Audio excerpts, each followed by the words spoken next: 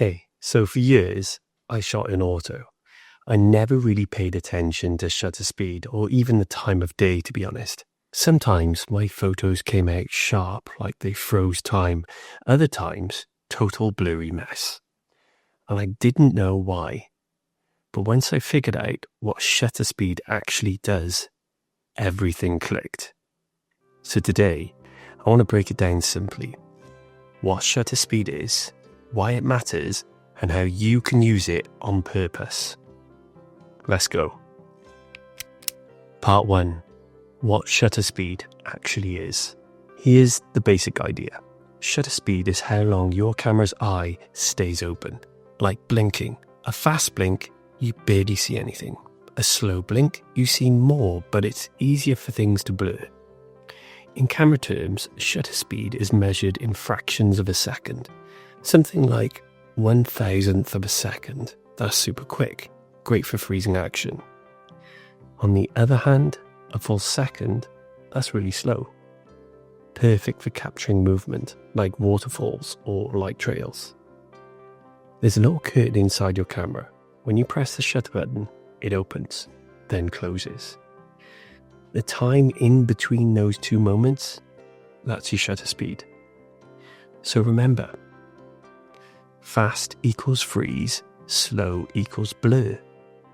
That's the heart of it. Part 2. Why it actually matters. So why does it matter? Because shutter speed controls two things, motion and light. Let's start with motion.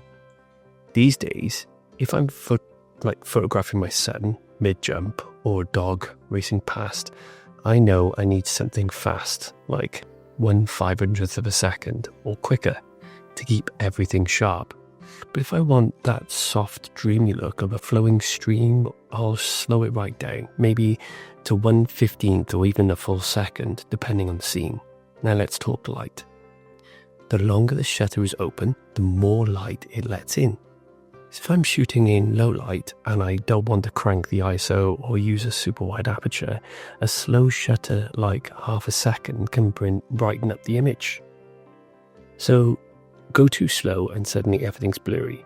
It's a balancing act between motion and exposure. And once I started noticing how those two things work together, it changed how I shoot completely. Part 3. How to use it intentionally. So how do I use shutter speed with intention now? It all starts with the question, what do I want this photo to feel like? If I want a clean, frozen moment, I'll shoot at 1/500th of a second or faster. If I want to show a bit of motion, like someone walking across the frame, I might go with 1/30th of a second. For long exposure, like light painting, star trails or car lights at night, I'll go for full seconds, like 2 seconds, 10 seconds or even longer. And yes, you'll need a tripod for those. Here's a simple trick I always keep in mind. If it moves, freeze it. If it flows, blur it. And if I'm not sure where to start, I usually go with 1/125th of a second. That's a good middle ground. Then I can tweak from there depending on the vibe I'm going for. Here's the big takeaway. Shutter speed isn't just some number on your screen. It's your storytelling tool. I used to ignore it completely. Now it's one of those first things I think about when I take a photo. Because it's not just about freezing or blurring something. It's about being intentional. Telling your camera, this is the story I want to capture. If this helped, hit like, subscribe and all that good stuff. And drop a comment telling me what shutter speed you're playing with right now.